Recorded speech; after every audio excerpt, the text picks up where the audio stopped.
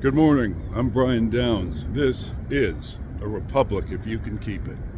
I'm coming to you on October 31st from Orlando, Florida, very close to 8 o'clock in the morning. And man, I cannot stop thinking about Trump's campaign of murder. The Trump administration has continued to destroy small watercraft off the northern coast of South America, which is to say in the Caribbean.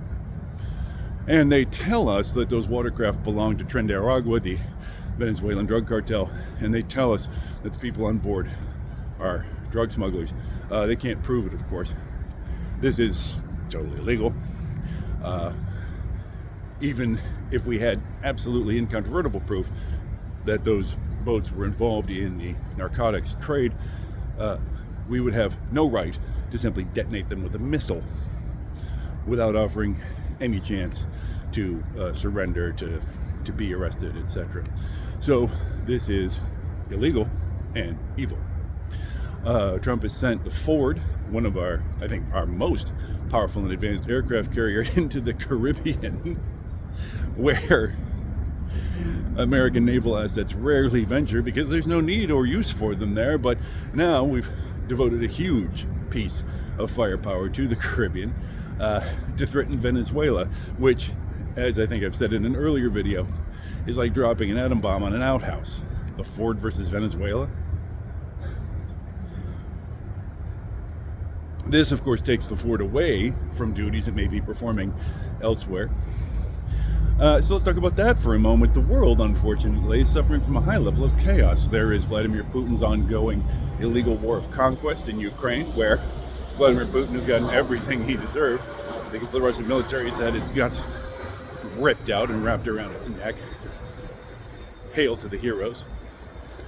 The war in Israel, the Gaza-Israeli conflict, has achieved, at last report, a fragile ceasefire. We'll see how that goes, but of course that conflict is dragged along bloodily and painfully for decades in one form or another. China remains a major strategic rival. They keep eyeing Taiwan. But the Trump administration feels like the Ford ought to be parked in the Caribbean. To achieve what?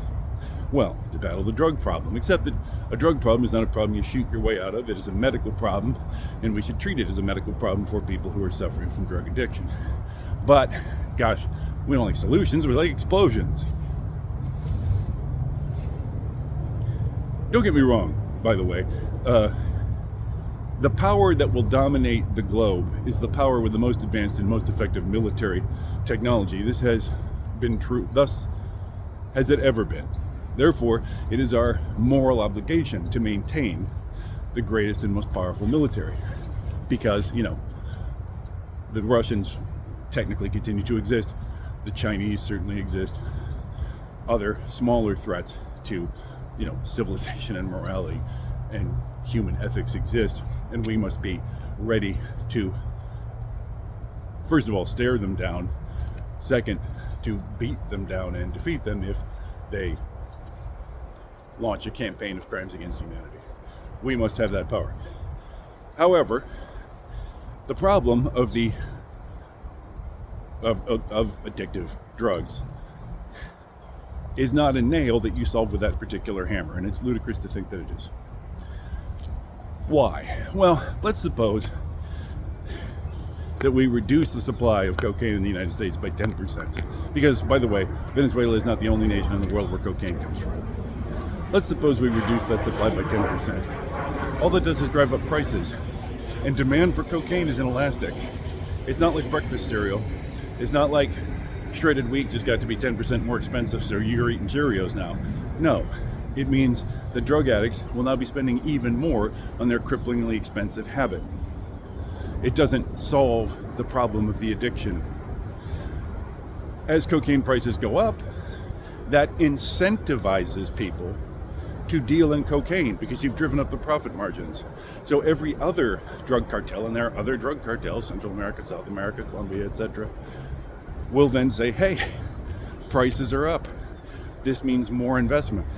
that you're killing some of these people doesn't really matter to the cartels. They kill each other pretty often. The fatalities are baked into their business model.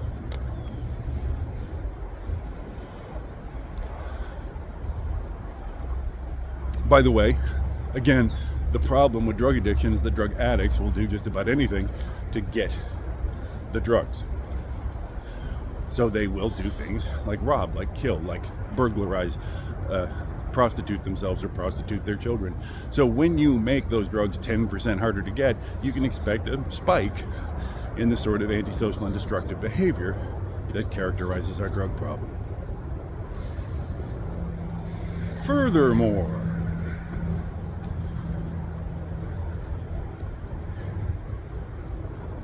the cocaine trade creates a lot of money in Venezuela and other parts of Central America. So,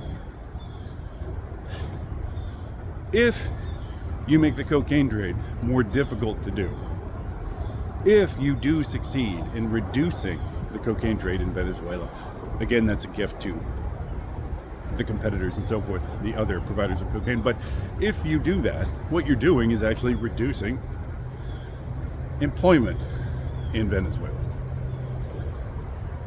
Now Venezuelans will have fewer economic opportunities. What does that cause? It causes them to seek economic opportunity elsewhere. For example, perhaps as illegals in America. So what you're doing with a ludicrously expensive shooting war against the drug trade is in fact encouraging and incentivizing illegal immigration to the United States by perfectly honest people in Venezuela who are seeing their economic opportunities evaporate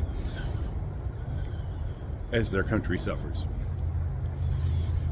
So you're creating a refugee problem.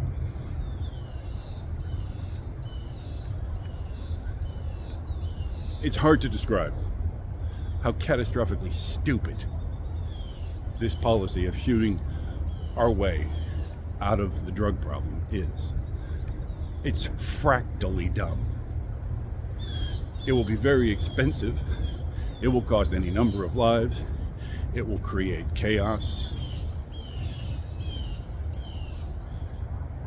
The Trump administration apparently does not like Maduro, and there's many reasons to criticize Maduro, who is the head of state in Venezuela. What are you going to do? Throw him down? Who follows?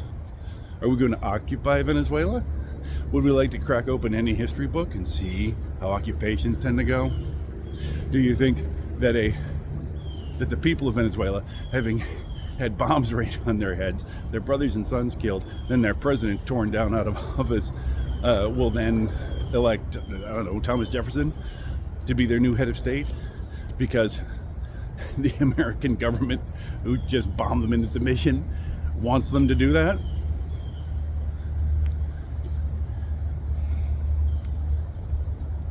If there's anything that the Trump cabal has proven to us, it's that stupidity is synergistic.